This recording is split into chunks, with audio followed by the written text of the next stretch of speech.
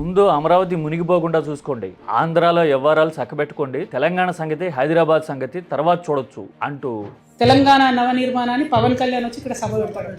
వానాకాలం వస్తుంది, మీ సెక్రటేరియట్లో మీ అమరావతిలో మీ ముఖ్యమంత్రి గారి కుర్చీ కింద నీళ్లు రాకుండా చూసుకోండి ఫస్ట్. ఎస్, ఇలాగా కల్వగుంట్ల కవిత చేసిన కామెంట్లు ఎందుకు ఇంత సెన్సేషన్ అవుతా ఉన్నాయి? ఆంధ్రాలో చాలా మంది ఆమె అమరావతిని, ఆంధ్ర అస్తిత్వాన్ని అవమానించేశారు అని మాట్లాడుతూ ఉంటే, కాదు వాస్తవాలు చెప్పారు అని ఇంకొంతమంది మాట్లాడుతూ ఉన్నారు. ఇంతకీ కవిత మాటలు అంతగా ఎందుకు కురిపేస్తా ఉన్నాయి? కారణం ఏంటి?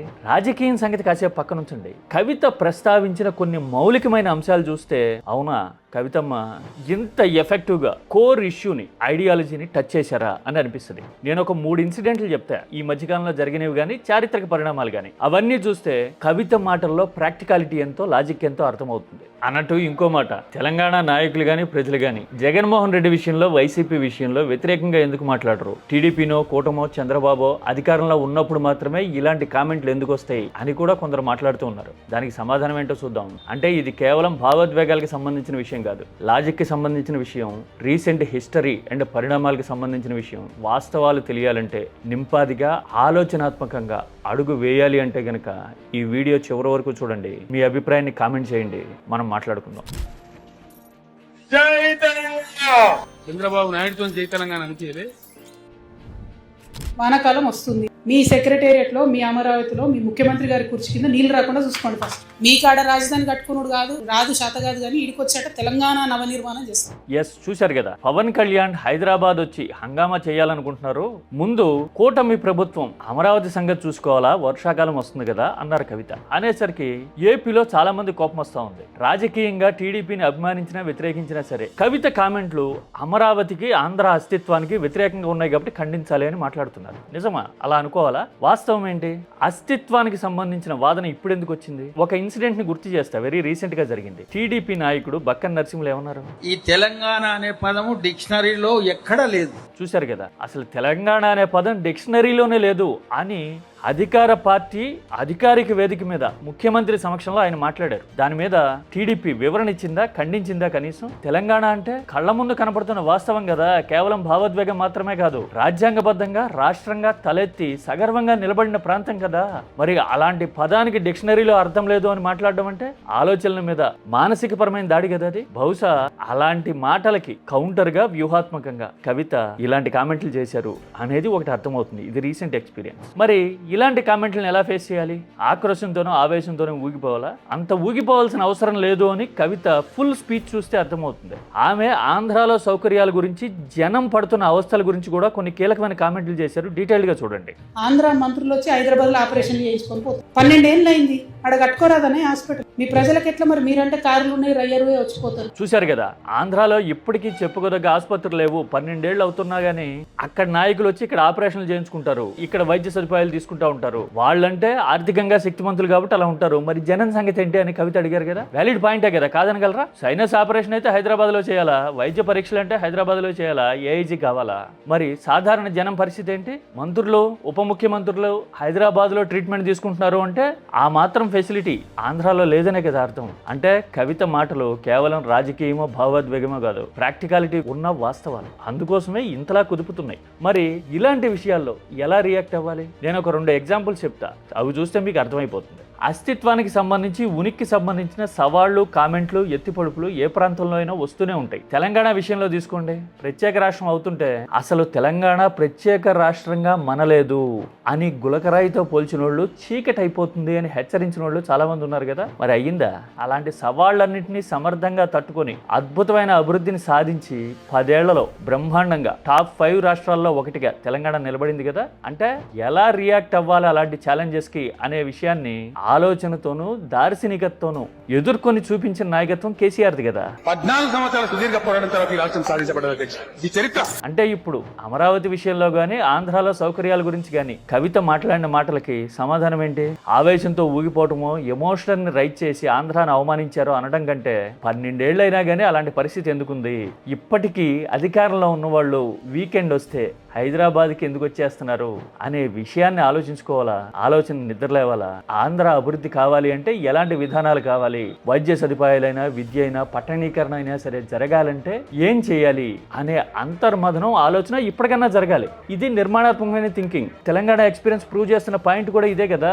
ఇక రెండోది, అసలు తెలంగాణ వాళ్ళు ఎంతసేపు రాజకీయ నాయకులైనా కానీ అక్కడ ఉన్న జనమైనా కానీ కూటమిని చంద్రబాబుని ఎందుకంటారు, జగన్మోహన్ రెడ్డిని ఎందుకు తప్పట్టరు అని కొంతమంది ఆర్గ్యూ చేస్తా ఉన్నారు. దానికి సమాధానం ఏంటి? చిన్న లాజిక్. ఒకటి, జగన్మోహన్ రెడ్డి సమైక్యాంధ్రం సపోర్ట్ చేసి ఉండొచ్చు, కానీ తెలంగాణ ఏర్పాటు జరిగిన తర్వాత ఆంధ్రాకే పరిమితం అవుతున్నాము అని నేరుగా చెప్పేసిన నాయకుడు జగన్మోహన్ రెడ్డి. కులపరంగా అంటే రెడ్డి అనే రాజకీయ సమూహం జగన్ కి మద్దతుగా ఉన్న వైఎస్ఆర్ మీద బ్రహ్మాండమైన పాజిటివిటీ ఉన్నా గానీ ఆ అడ్వాంటేజ్ ను వదులుకొని ఆంధ్రాలోనే ఉంటాము అని జగన్ తేల్చి చెప్పారు. ఆ క్లారిటీ చాలా మందికి నచ్చింది తెలంగాణలో, తెలుసా మీకు? ఆ తర్వాత జగన్ ఎప్పుడు తెలంగాణ వాళ్ళకి తిండి తింటాం మేమే నేర్పాము, నాగరికత మేమే నేర్పాము, హైదరాబాద్ ని మేమే నిర్మించాము లాంటి కబుర్లు చెప్పలా. ఎందుకని? నగరాలు నిర్మించడం, నాగరికతను నిర్మించడం అనేది ఒకరిద్దరు నాయకులు చేసే పని. రాజధానిగా ఉన్నప్పుడు కాలక్రమేణా చుట్టుపక్కల ప్రాంతాల వాళ్ళు, రాష్ట్రం వాళ్ళందరూ వచ్చి అక్కడ పెట్టుబడులు పెట్టుంటారు, జీవనాధారం వెతుక్కుని ఉంటారు. అందుకని ఆ ప్రాంతం డెవలప్ అవుతుంది. అంత మాత్రం చేత మేము ఉండటం వల్ల డెవలప్ అయింది అంటే మీరు డెవలప్ చేయడానికి వచ్చారా? కాదు కదా. వసతులు అవకాశాలు ఉన్నాయి కాబట్టి వెతుక్కుంటూ వచ్చారు. అంటే అవకాశాలు వసతులు వెతుకుతారు, ఆ తర్వాత విడిపోయిన తర్వాత అడ్వాంటేజ్ కూడా వెతుక్కుని ప్రచారం చేసుకుంటూ ఉంటారా మా వల్లే డెవలప్ అయింది అని. సిచ్యువేషనల్ అడ్వాంటేజ్ ని ఇలా పర్సనల్ పొలిటికల్ అడ్వాంటేజ్ గా తీసుకోవాలి అనే ధోరణి జగన్ లో లేదు కాబట్టి జగన్ మీద తెలంగాణలో వ్యతిరేకత ఉండదు, తప్పు పట్టే వాళ్ళు కనపడరు, ఇన్ఫాక్ట్ పాజిటివ్ గా మాట్లాడతారు మోస్ట్ ఆఫ్ ద పీపుల్. అదే ఇలాంటి వైఖరికి భిన్నంగా అసలు మేమే చేశామని, తిండి తింటాం మేమే నేర్పామని, అసలు ప్రపంచ పటంలో పెట్టాను తెలంగాణని అని చెప్పి అస్తిత్వాన్ని కూడా గుంజినట్టుగా మాట్లాడే ధోరణి మీద తెలంగాణ వ్యతిరేకంగా ఉంటుంది. అందుకోసమే అలాంటి రాజకీయం అధికారంలో ఉన్న ప్రతిసారి ఆ ప్రభావం రాష్ట్రం మీద, ప్రజల మనోభావాల మీద కూడా పడుతూ ఉంది. ఇది రియాలిటీ కదా, కాదనగలమా? అంటే ఇక్కడ రెండు విషయాలు. ఒకటి, కవిత మాటల్ని ఖండించాలి, తిప్పికొట్టాలి అనుకుంటే అభివృద్ధి చేసి విధానపరంగా ఆంధ్రాని అగ్రస్థానంలో నిలబెట్టి చూపించాలి. మరి అధికారంలో 7 ఏళ్ల పాటు అంతకంటే ఎక్కువ ఉన్నాం కదా విడిపోయిన తర్వాత, మరి అలాంటివి చేయగలిగామా? చేయలేదు కాబట్టి కవిత మాట్లాడుతున్నారేమో కదా. అంటే కవిత మాటలు ప్రజలను ఉద్దేశించో ఆంధ్ర అస్తిత్వాన్ని ఉద్దేశించినవో కాదు, రాజకీయంగా ఎవరికి తగలాలో వాళ్ళకి తగిలేలాగా మాట్లాడారు. ఇది పాయింట్ నెంబర్ 1. రెండోది, ఇలాంటి ఫ్రిక్షన్స్ ఫలానా వాళ్ళు అధికారంలో ఉన్నప్పుడే ఎందుకుంటాయి అంటే, నేను ఇప్పుడు ఇంతకుముందు చెప్పా కదా, తెలంగాణ అస్తిత్వాన్ని ఖాతరు చేయనట్టుగా డిక్షనరీలో లేదని, తిండి తింటాం మేము నేర్పామని అడ్డం పొడుగు మాట్లాడితే సహజంగానే ఇలాంటి కౌంటర్లే పడతాయి. ఇది వరకు ఒకసారి పెట్టుకున్నారు, రాష్ట్రం వచ్చింది, ఈసారి మూతి పనులు రాలి పడతాయి. ఇక మరో ముఖ్యమైన విషయం, రాజకీయ కొట్లాట ఎలాగైనా ఉండొచ్చు, ఎవరు అధికారంలో అయినా ఉండొచ్చు, కానీ ప్రాంతాల పరంగా, భావోద్వేగం పరంగా తెలంగాణ ఆంధ్ర ప్రజల మధ్య ఇప్పటికీ సుహృద్భావ సంబంధాలు ఉన్నాయి, సానుకూల వాతావరణం ఉంది. అది ఉంటుంది ఎప్పటికీ. కానీ రాజకీయ నాయకులే తమ స్వార్థ ప్రయోజనాల కోసం, జిహెచ్ఎంసీ ఎన్నికల కోసం, లేదంటే పొత్తులు ఎత్తుగళ్ల కోసం, లేదంటే ఫలానా జాతీయ పార్టీ ఆశీస్సుల కోసం, మెప్పించడం కోసం ఏదో రకంగా పుల్లపెట్టి అడ్వాంటేజ్ తీసుకోవాలి అని డిక్షనరీలో లేదనో, లేదంటే మేము వచ్చి ఉద్ధరిస్తామనో లిల్లీపుట్ ప్రయత్నాలు చేస్తే గనక సహజంగానే తెలంగాణ వైపు నుంచి కూడా అంతే ఘాటు రియాక్షన్స్ వచ్చేందుకు ఖచ్చితంగా అవకాశాలు ఉంటాయి కదా. బహుశా కవిత మాటలు ఒక సూచన మాత్రమేనేమో. ఇందులో జనమో లేదంటే ఆంధ్ర అస్తిత్వమో ప్రభావితం అయింది అనేదానికన్నా పెట్టి పాలిటిక్స్ ఎలాంటి భావోద్వేగాల్ని రెచ్చగొడతా ఉన్నాయి అనేది తెలుసుకోవటం, తెలివిగా ఉండటం అనేది అవసరం. ఒకవేళ ఆంధ్రాని అగ్రస్థానంలో నిలపాలి అని అనుకుంటే గనక కేసీఆర్ తెలంగాణ విషయంలో 2014-19 మధ్య ఎలాంటి వ్యూహాన్ని, దూకుడిని, ఆలోచనని అమలు చేశారో అలాంటి వ్యూహాన్ని ఇప్పటికన్నా ఏపీ పాలకులు అడాప్ట్ చేసుకోవాలి. అన్నిటికీ మించి ఏపీలో తెలంగాణ పేరుతో రాజకీయం చేసే ధోరణి పోయి అభివృద్ధి మీద, డెవలప్మెంట్ మీద కవిత అన్నట్టు 12 ఏళ్ల తర్వాత అయినా రాజధాని విషయంలోనూ కనీస సౌకర్యాల విషయంలోనూ దృష్టి పెట్టే సోయి ఆలోచన రావాలి అని కోరుకోవటం ప్రతి ఒక్కళ్ళ బాధ్యత, కర్తవ్యం. అందుకని ఎమోషనలైజ్ అవడం కంటే కూడా ఆలోచిద్దాం. కవితమ్మ చెప్పిన మాటల్లో వాస్తవం అండ్ లాజిక్ ఉన్నాయి చాలా వరకు అని గుర్తించడం అవసరం.